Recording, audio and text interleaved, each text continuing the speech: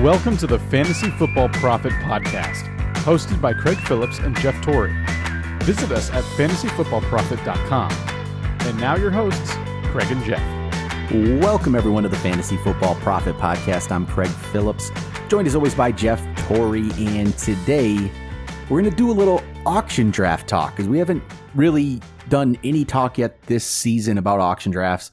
And if you listened to us in the past, you'll know that auction draft is by far our favorite format in fantasy football. It's hard to explain, I guess, if you haven't done auction. Hopefully you have, but it's just so much better, Jeff. It's so, right? I mean, I don't know. Well, it's just better, right? Oh, 100% better. I shouldn't say 100%, but it is by far my favorite. Oh, it's so much fun. I love it because if you're the first couple of years you do it, if you want to do a snake draft, I'm all about it. Snake drafts are very fun.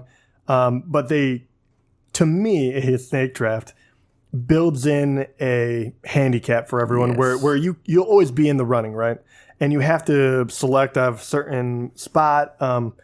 But with an auction, it opens up all sorts of strategy that you can play. So even if I wanted to go big on two players because I feel like I know a lot of sleepers that are going to hit, yep, I can do that. Yep. You can't do that with the other one.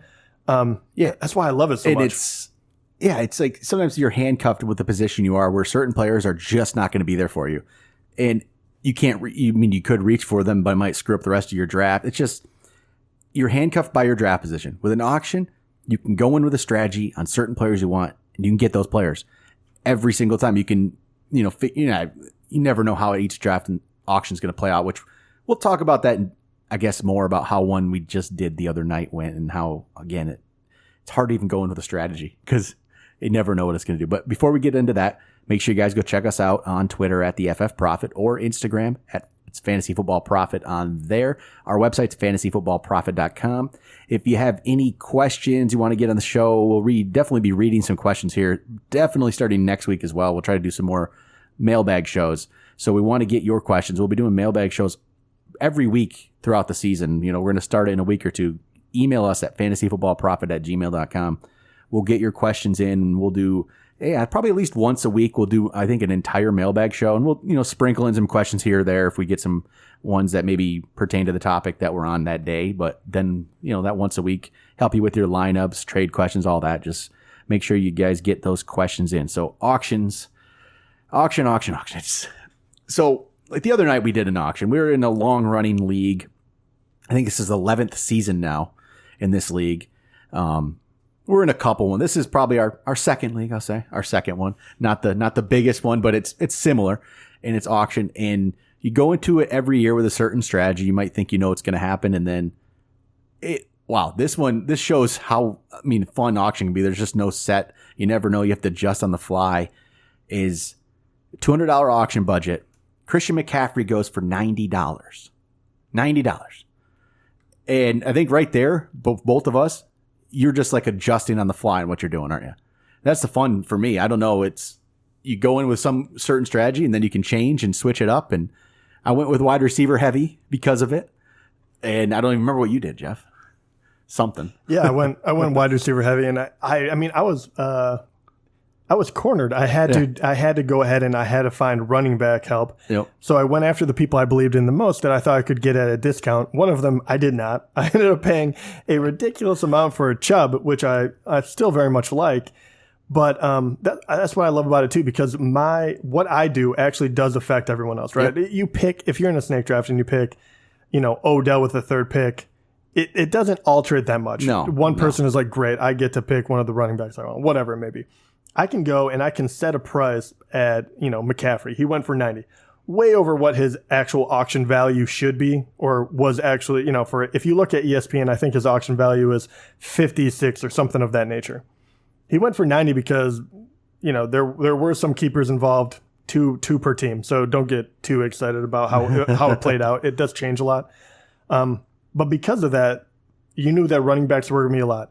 That also sets it so you're like, all right, wide receivers, some of them might actually be a good deal. And you're like, or will everyone spend up front a ton of cash and then wait and then pick off mid-range players that you really like later on? So you're kind of calculating this as you go. And for me, you look at tiers as well. Chubb was probably the last one of a tier, and they knew as soon as he was the last one, we had to go for it. So I had to battle out another guy to get him, but he also probably knew I was going to keep going, so he could force my hand and actually make me spend more, which I was willing to do, but hurt me later on. Well, I think that is where tier rankings they're the best for an auction. I mean, tier rankings don't come into effect very much for me in a snake. They just don't. It goes down the line. You pick the guys the best that are available, but tier rankings make sense for an auction. And you got to know, if you rank 3 running backs, let's say, in one tier, if it's the last one and you don't have one yet, you know what? You might need to get them. And one of my things I always say, like, you really don't want to get caught just watching the action, and just prices can get a little higher than you expected. Like, this could have happened to us. I usually come up with like a spreadsheet of like prices on what I think kind of team I can come up with. And I think it's a good strategy to have, is, good practice is to come up with what you think players will be and maybe the team you could build around that. But don't set whatever limit, that number you put there. Don't like just hold fast to that necessarily, like, because it could change drastically like it did. But if you have tier rankings, like, I think this is funny, because in the draft the other day, this didn't actually happen this way, but I still feel like it typically does. This year, I think, was just an odd occurrence. I'd say if you have like a 3 or 4 tier, of players, I feel like the first one out of the tier almost typically, like, towards the beginning of the draft especially, goes cheaper than like the second or third. It didn't actually happen for us the other night. I mean, I guess you could say McCaffrey was his own tier, if you really look at it that way, because Zeke was out there, but Zeke has a different situation right now. So I guess he kind of did. Like, McCaffrey was his own tier, and because of that, he was the last one in the tier, I guess. So yeah, it does work. The last player in the tier goes way higher. Once you realize, if people have an idea, if people are paying attention, and usually at least a couple of them are, they need like a running back, it goes nuts. So sometimes the first one off the board is actually the better value. Like, strike early, get your guy early. Don't wait around.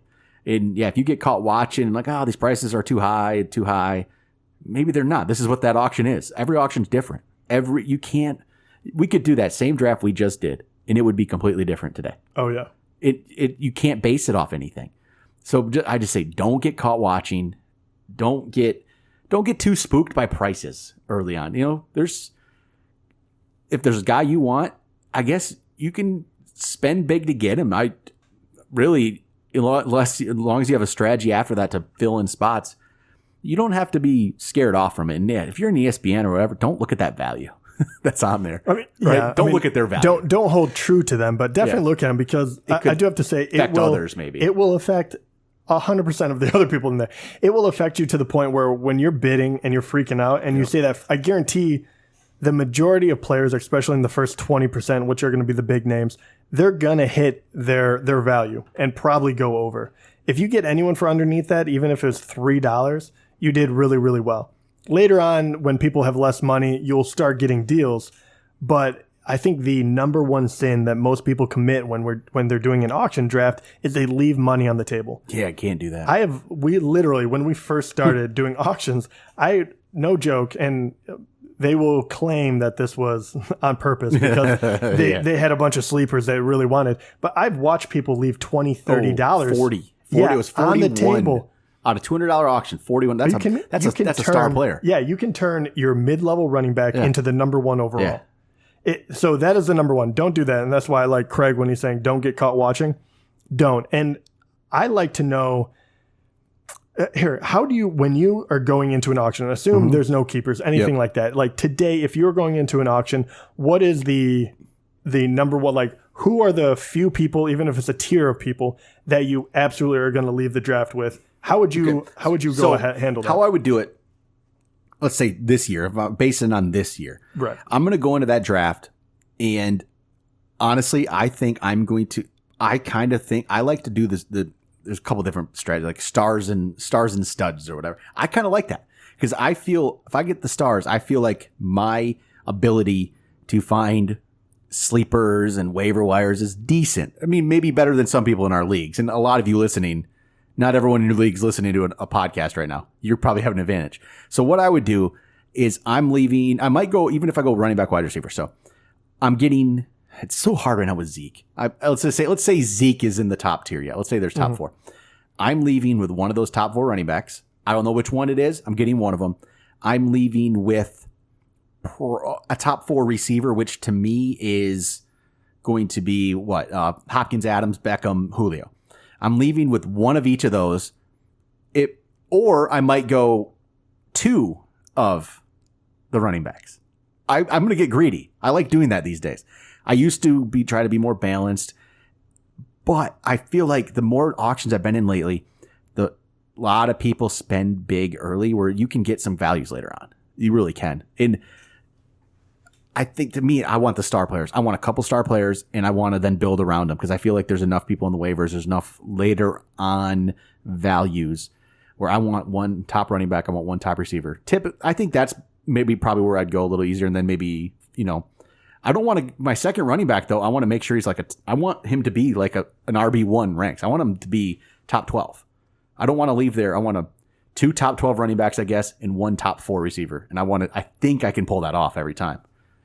And I think not everyone likes to do that, I guess. They want more balance. I want the players. I want the stars, and I'll find the rest.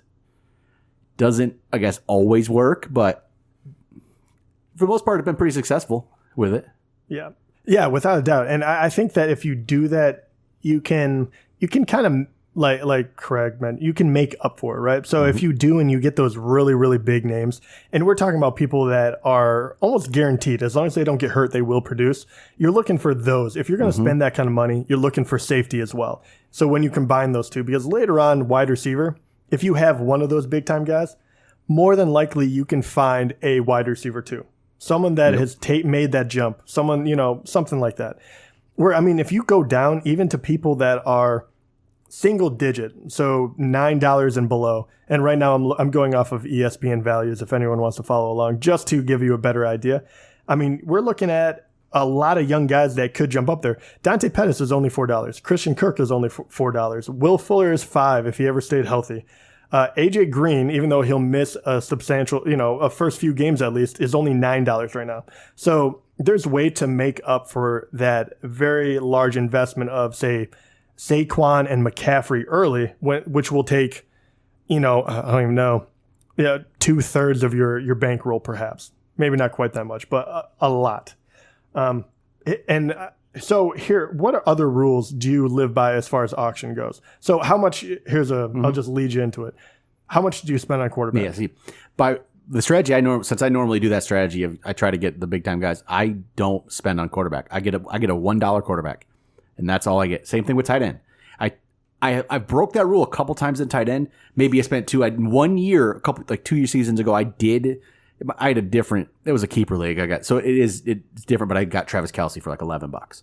But typically, if you want to go after those big time guys, it's $1 quarterbacks, it's $1 tight ends. So this last draft I ended up with, I did get 2 quarterbacks, because sometimes with the $1, you might as well just get 2 of them, and they might not be I got Carson Wentz for $1, and I got Jared Goff for $1. This is the first year where I actually endorse that idea, only because there's certain people that I would want to do that for. And I'm not the only one to have this idea, right? So it won't always work out for you. But if I was going to go off, and especially if you're going to get someone like Wentz, who, has the injury concerns, it's great that you followed up and you have 2, wonderful. Goff is he's a great player. I would have no problem if he was my starter. The one I like to do is because first of all, QB is so easy to get that, if you look at the rankings, Patrick Mahomes is the only one that ranks above in double digits. He's $15 on ESPN. The next one is Deshaun Watson for $6. And then Cam Newton at number 6 is only worth $2, and then it goes down from there. So it is very easy to get a cheap QB. And if I end up with a Drew Brees or a Russell Wilson, someone of that nature, I could start him every single time. I probably only spend $1 on him. Great. But I do look later on in the draft. Can I throw a Kyler Murray on there for $1? Mm-hmm. Can I throw in a Lamar Jackson for $1? Someone that has very high upside. And especially for the team, maybe you would rather spend that on a wide receiver. That's completely up to you. But in that situation, I really like doubling down on a high level guy. I'm not talking about throwing Tom Brady as a backup on your team, right? I'm not talking about that. I'm talking about someone that truly, you're not exactly sure what they're going to be. And if their legs do the talking and they live up to the hype of that rushing QB, that's who I'm looking for. Yep. So I'm just looking at the draft we did the other day, and it shows to me that, again, like the first player in a tier is just, first player in a tier, especially early in a draft, is so much cheaper. So this happened where, okay, Derrick Henry, again, you're not the biggest fan of Derrick Henry. I'm who knows on Derrick Henry, but still, he is a player that you might not like where he goes in a snake draft, but maybe you can get him in an auction for a certain price. You'd be cool with it. Correct. Yeah. So he was actually nominated as like the third player on the board after McCaffrey went big, Julio went big. Then Derrick Henry's out there. So it's kind of like, okay, he's on his own tier. He's not in that top guys. He's just there, and people were, they're not thinking of him very much yet. He went for $16. Think about you know what the rest of this draft is. Yes, so it went absolutely nuts, and he was ranked, valued at $23, and that doesn't seem like a huge disparity. No, but it really is when you're paying $30 over for everyone else. Because he was the first one in a tier, and there wasn't anybody else around, and it was still early enough where McCaffrey and Julio are names, people were going to go after him, but then all of a sudden Derrick Henry shows up where it's like, people are iffy on him. So, later on, I'll say Devontae Freeman, who you would consider similar in rank and tier. Without a doubt. Devontae Freeman went for $44. Right. So think about that difference. There's not much difference in it. I might even have Henry ranked ahead of Devontae Freeman. I do not, but I would say that they're close enough where similar. Derrick Henry is definitely, that is a huge discount. I would rather have Derrick Henry at $16 than Devontae Freeman at $44. Exactly. You'd so much, and you got Aaron Jones, which I know you like Aaron Jones. I like Aaron Jones much better too, but Aaron Jones still went for 37 compared to Henry 16. That's a big difference for a guy who I still like Aaron Jones. Has some question marks too. Yes. Yeah, absolutely. It's the same kind of thing. It's like, so Henry was early, and because of that, he went for a much cheaper price. And it's sometimes that's not maybe a terrible strategy. Is if you like a mid-tier running back, you like one of them, put him out. Or I've never thought about this before, but looking at this, maybe you put him out in that first round, and it could go either way. Maybe you get a value, or other people spend too much because you just never know how it's quite going to play. Right. Where somebody might spend way too much and he goes way higher. But if it's a guy that you kind of just like and want to see, maybe you get him. If not, let people overspend. But it's interesting. This is a very good question. It's perfect. So, if you're in a snake, this bears very little because you can't really pick it, right? You get the number one pick, great, it happens. And people don't think about that when they're going into an auction because it's randomly selected. Oh, you get to nominate first. But everyone kind of downplays that. If you got to nominate first, who do you nominate and why? Typically, I will nominate. I do have two things. Sometimes I will. There's a few ways to go with this. So it depends. Like this year, I would have liked McCaffrey. I didn't like the price. But again, like he was on his own tier. If you're just starting off the draft and there's everyone's out there, I'm probably going to nominate one of those guys that I actually do want. Maybe first, just to get them. If I think there's three, if it's McCaffrey, Barkley, Kamara, maybe I nominate one, and maybe the price, because there's still two more. People are going to drop off because they're still at that point, okay, if I don't get this guy, I'll get the next one. I sometimes like that. I've been leaning more towards that recently, at least for the first round. And getting that guy locked up, because I like to lock up my draft early. Not lock it. I like to have somebody really good on my team right away, so I can breathe easier. I already got somebody. And then after that first round, I start nominating big time guys who I don't want any part of that I know will go for a good price. Right. And that's kind of where I'm at. At first round, I like to go the other way now.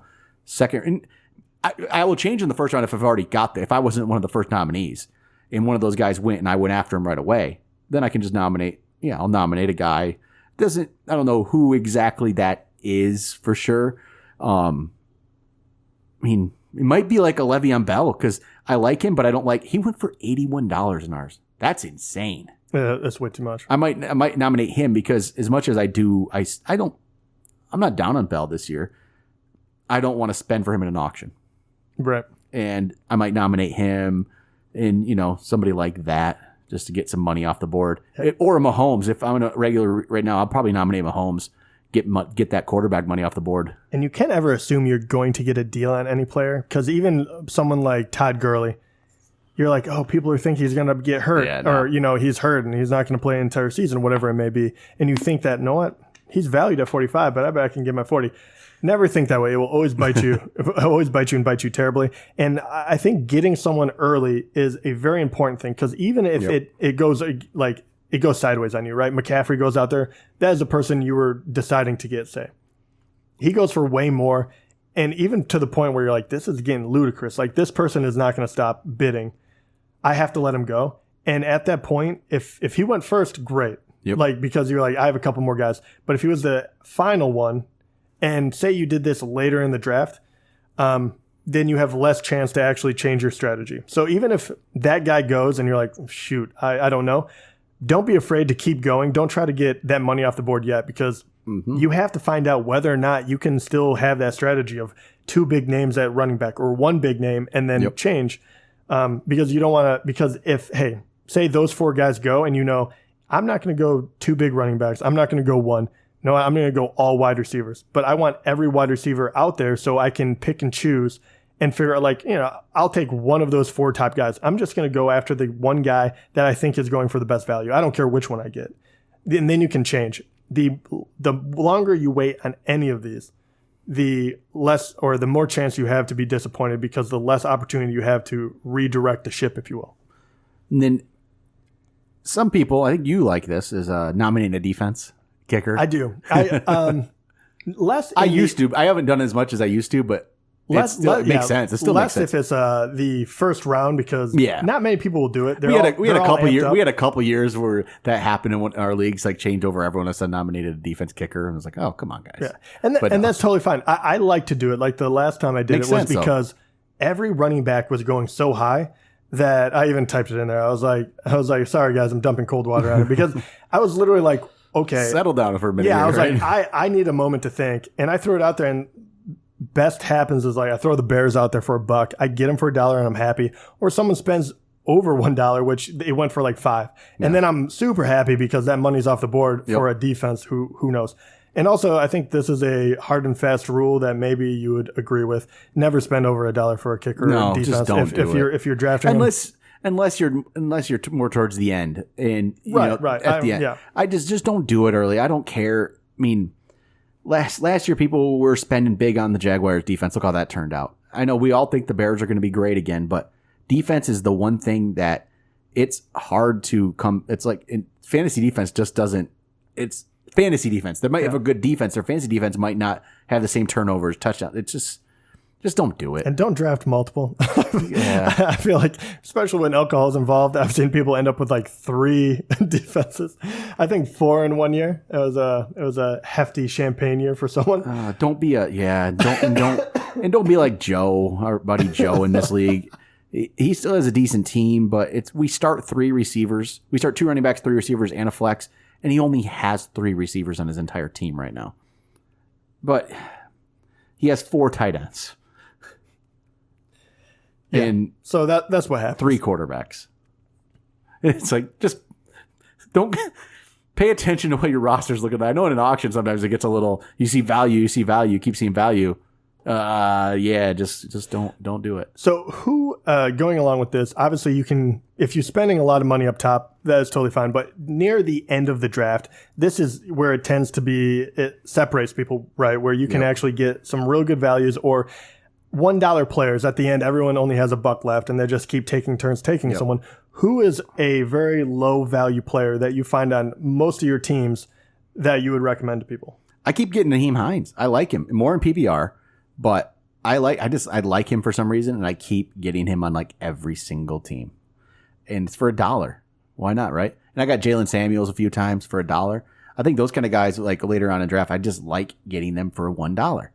And also, Devin Singletary, I didn't get him in this league because you got him, but I like getting, if you can get Devin Singletary for $1, that's great. And I actually like your pick of Anthony Miller. I was going to look for him too. I like, if it doesn't work out, you just release him. But he showed some promise last year, and he's like not getting talked about at all, but he showed promise. I like him a lot for that. And then, those kind of guys are, solid players to get for $1 there at the end. I was down to $1 bids, and I had guys I wanted. Jeff here had a $2 bid left, at least one $2 bid. So I needed him to spend that too because there was other players I wanted. Well, And yeah. I can't remember who that was now. I'm pretty sure you threw Sutton up there knowing that I did. would go and get him. I knew you'd get Sutton for 2, and if you didn't, I'll take him for 1. Yeah. And so I was like, okay, Yeah. well, I'm going to have to spend it now. And then he comes back around, and then he throws Singletary out there. And I was like, dang it, that was the next guy I was going to get. I can't remember which draft this was. We do so many of them. But so, yeah, and it's very, very big. You have to kind of start playing the odds, and especially when you have hardly any money left. Say you go for the big one, you spend $100 early. And then at that point, I'm not even throwing out people I like because I'm throwing up the best available. If you get as much money off the board. If you're down to that low price early, you throw guys you don't want. You have to read the draft as when you can start maybe trying to throw a guy out. And I was in a bad spot where there was I just knew it wouldn't work. I wanted Baker Mayfield and I couldn't get him because I only had $1 and he didn't go for much. No, I think I threw him out there for 2 trying to steal him, and I think someone else took him from me. Yeah, he didn't go for much. But what happened? I would say with our little thing here was I put out the Sutton deal, so you got him. Now my plan was to get Singletary the next time around. You sniped him. You put him right out. I took him. You put him out 2 then picks later. Then you took Jalen Samuels. That's yeah. what it was. And so you got to know who you're drafting with and who other people might be targeting because hey, that's going to matter a lot when you're down towards the end of the draft where it almost becomes like a snake draft there at the end. Oh, Baker only went for $4. Oh, I should have saved him. I mean, okay, so on this one, I have Baker ranked as the 5th quarterback. On here, he's ranked the 7th, whatever. You can get a top 10 guy for $4. I mean, and literally, you got Drew Brees for 2. Yeah, for 2. And I think I threw out 2 only because I didn't want someone to outbid me. Yep. And you got Goff and Wentz for $1 each, right? Yeah. So just don't spend on quarterbacks. You don't need to. Yeah, and so obviously that's a big one. Don't overspend on quarterback. I mean, if you really wanted to have a certain guy, if you really want Patrick Mahomes or something, I get it. But I don't know. But tight end is a weird one for me. Usually I don't want to spend any money on it, but this year was. I'll be honest, I'm okay with spending a little bit of money because I think the top 6 are so much better than the guys below them. Yep. I do have 2 guys that if I get in trouble, I immediately will pay $1 or $2 for Njoku or Eric Ebron. Those are my 2 fallback. Yep. But I'm always trying to find, can I get a deal on Hunter Henry deal means, is he going to go for value pretty much? And I think you can get a deal typically on him. Not too crazy. This one he did go for 6, but. Yeah, and that actually is a deal. So that would have been wonderful. I just didn't have any money left. I just wait until the last possible second so I have an excuse to draft Mike Gesicki and make it not feel terrible. Yeah, right. But, all right. I think that's all I got for auction today. So I think if you haven't done it in your league, maybe you've talked about auction a little bit, but people are worried about, it takes too long. And so, isn't that fun? The draft's like might be the most fun, the best time of fantasy football, right? Is the draft. It's awesome. Why not have your draft last an hour longer? It's not even that bad. I think ours the other night went like, what? Maybe 2.5 hours, 2 hours, 15 minutes, just over 2, actually probably like 2 hours and 15 minutes. Yeah. It wasn't that crazy. It is longer, but it's much more engaging. Oh, it's so much more fun. Yeah. And you're in it because you're in every single one of them. It was just not even, it was 2.5 hours right in there. It was a good time. I did a snake draft the other day that went 1 hour and 45. It wasn't that much, that sucked actually, but that's so much more boring. When you pick and then you just sit around and wait and wait and wait. Well, there's no skill. There's not much skill involved. There's skill involved with auction. When it gets back to you too, you can literally look at who's the top rated player. It gives you a very good idea. Here, you really have to piece together a team. So if you run out of money, you start looking, you get creative. You start playing mind games. All right. That'll do it for a little auction draft talk. We'll talk to you guys tomorrow.